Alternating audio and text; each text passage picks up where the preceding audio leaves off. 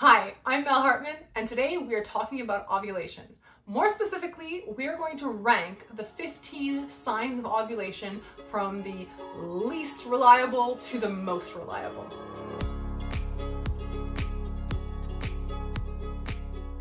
Coming in dead last at number 15 is the calendar method. Now I know that some of you are going to be ovulating like on schedule better than the British bus system.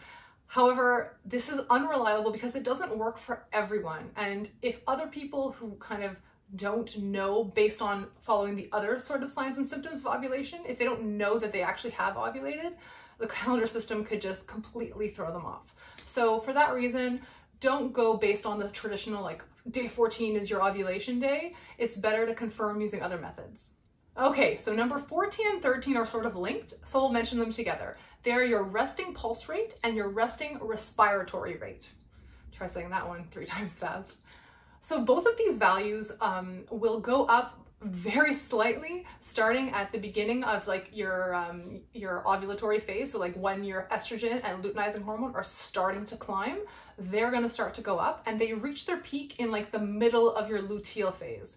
So this means that, like, for example, your resting heart rate will go from maybe 60 beats per minute to like 62.5 beats per minute over the space of like 10 days, maybe 12 days.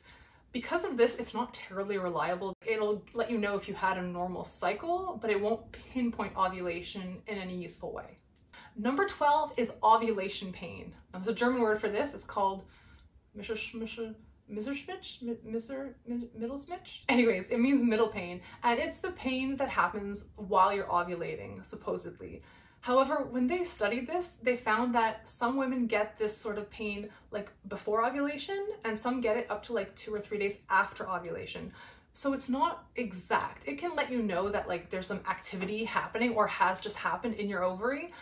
One side or the other. Some people can ovulate from both at once, like double barrel style, but it's not terribly reliable because the timing isn't exact for everyone. Number 11 is ovulation spotting. Now this doesn't happen to everyone, and it doesn't always happen every cycle, but it happens because the egg sort of tears its way out of the follicle and into the fallopian tube. It's a little bit of a violent sort of event, and sometimes it could cause a little bit of bleeding. It's usually brown, and it usually happens like in the 24 to 48 hours after ovulation. Because it doesn't happen every time, and because it happens like after ovulation and not like a certain number of hours after, it could be like even a couple of days after, it's not the most reliable method. Number 10 is like hormonal signs and symptoms. Some of you will get like major skin breakouts during ovulation. Some people will just get nauseous, or they'll just feel like more tired, under the weather, headaches. These are just hormone symptoms, like your estrogen's going up, your luteinizing hormone's going up. Usually the estrogen's the culprit in this one, and it can cause some like discomfort. Like some women can know by clockwork, like when they start to break out, they're going to ovulate a couple days later. But other things can cause these symptoms, like something that you ate that's a little bit funky, eating more sugar than usual, the temperature outside. Like there are so many other factors that could be affecting these sorts of symptoms that we can't always rely on them being the only markers we check for ovulation. Okay, number 9 gets a little bit weird. I call it the sniff test. Some people are very sensitive to pheromones, and they kind of know when another person is ovulating because they smell a certain way. Now, I had never heard of this until my husband noticed. Well, my husband could do this for all women apparently, but women smell a certain way to him when they are about to ovulate. So when I assume it's like related to the either luteinizing hormone or estrogen, because during my surge, especially at the peak of my surge, he'll be able to like smell my neck and say, oh, you smell ovulating. And I know from talking to other women that this is not unique to him. Other men kind of know when their female partners are ovulating based on these kind of pheromone sensing animal instinct kind of-ness. Number 8 is increased sexual desire. Look, we're animals. Biologically, our only real purpose in this world is to reproduce. So when we are starting to become fertile, we start to get, you know, more excited and willing to procreate. This is just nature's kind of fail-safe, and a lot of women will notice that their sex drive peaks at the time that their fertility peaks. Now, why this is not terribly reliable in terms of ovulation is because often your fertility peaks like a day to sometimes even 3 days before ovulation actually occurs. So you could be at your horniest like 2 days before ovulation. And while that makes it so that it's good for like baby making, like definitely go at it when you're feeling the urge, it's not necessarily reliable for knowing if you've ovulated. Number 7 is saliva ferning.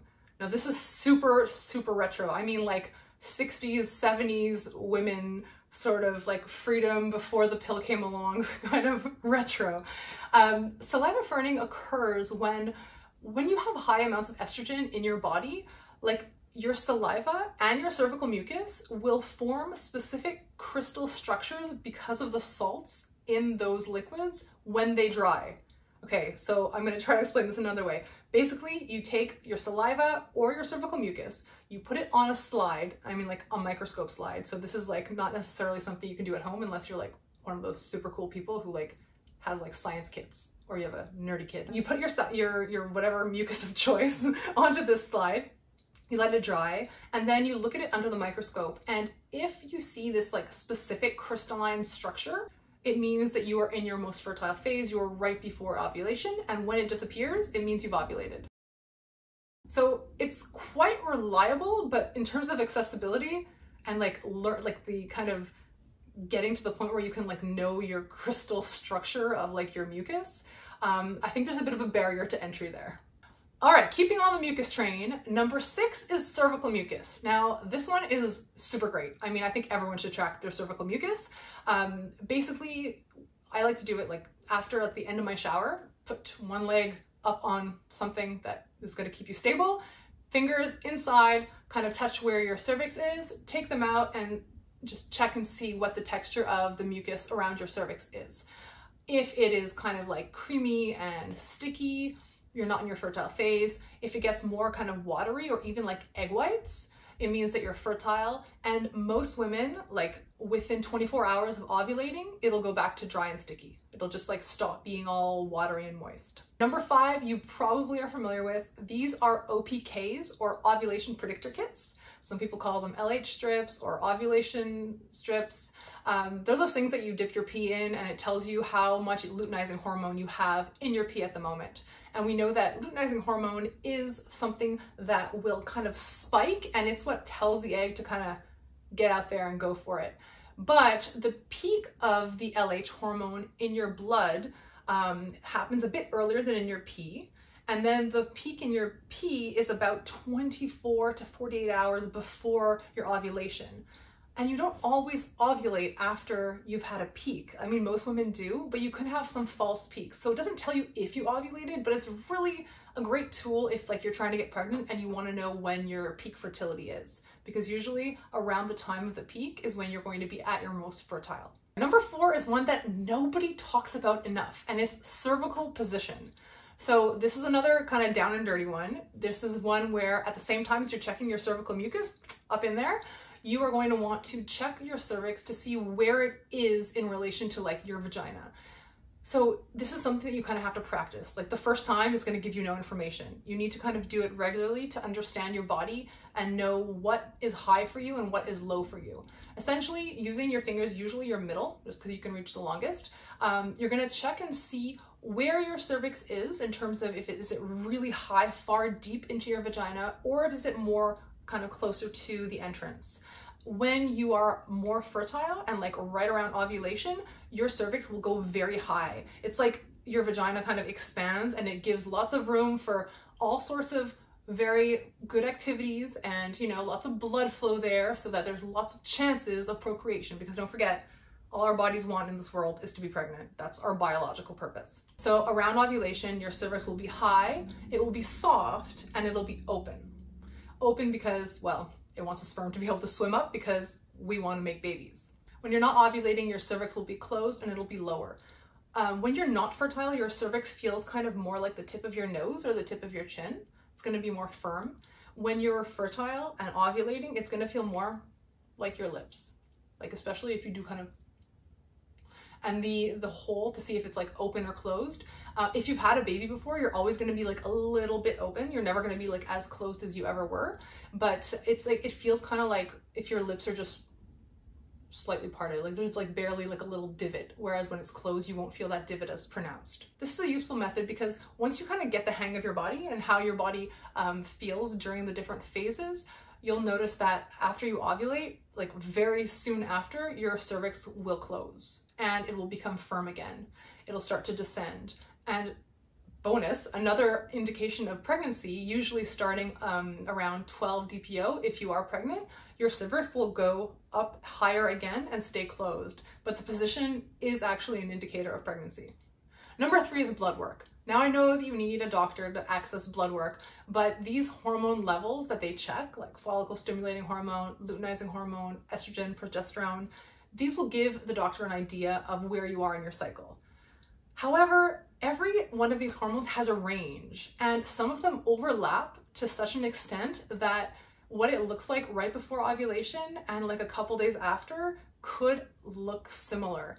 And for that reason, it's not ideal, but if you have other blood work and they have like kind of a baseline of like what your follicle stimulating hormone is normally, like on, you know, at the beginning of your cycle, it'll give them more information, and it can be pretty accurate at predicting ovulation and especially confirming that ovulation has occurred.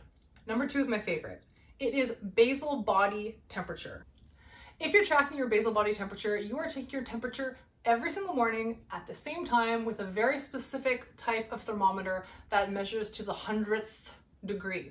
So these are very, very sensitive, and you can get some like this one that is linked to the app on your phone. So literally I put it in my mouth in the morning, it beeps, I close it, and it updates on my phone. I don't even have to like really turn over or enter any numbers. It makes it like so much more pleasant to do something that is not always terribly pleasant to do. The benefit of this is that when you're measuring it, you will know after about 24 hours after you ovulate, you will know, because your temperature will spike up like just slightly, but enough that these sensitive thermometers can definitely tell. It'll spike up by like 0.4 to 0.6 of a degree Celsius. I don't know Fahrenheit. I assume it's more because Fahrenheit is more. Anyway, your temperature will spike up after you ovulate, and that will kind of let you know that you've entered your luteal phase. Another great thing about basal body temperature is that sometimes it can tell you you're pregnant before you can even get a positive test. So you'll have like, you know, before ovulation, you have one sort of steady temperature. Then after ovulation, it jumps to another level. And then for some women, after implantation, it'll jump again. It's called a triphasic chart. Another thing that I've had once, and I'll put the chart up for you, is an implantation dip. So you will notice that like in the middle of your luteal phase, you'll just have like a 1-day dip in your temperature, and that usually corresponds to implantation. So as much as it's a pain in the ass, basal body temperature is such a great way to know when you've ovulated. It doesn't tell you anything about like when you're fertile. Good to use other methods for that. But for knowing like when you've ovulated, the only better one is number 1, ultrasound. Okay, so this one is even less accessible than the blood work. You're not really gonna get an ultrasound scheduled to find out if you ovulated unless you're having fertility issues and they like really need to know because you're going through IUI or IVF. And these guys, like you might have those kinds of things checked because they can tell through ultrasound if you're like how close you are to ovulation, if you're ovulating at the moment, or if you just ovulated, just based on kind of visualizing the ovary, the follicular sacs, and anything that might be coming out of it.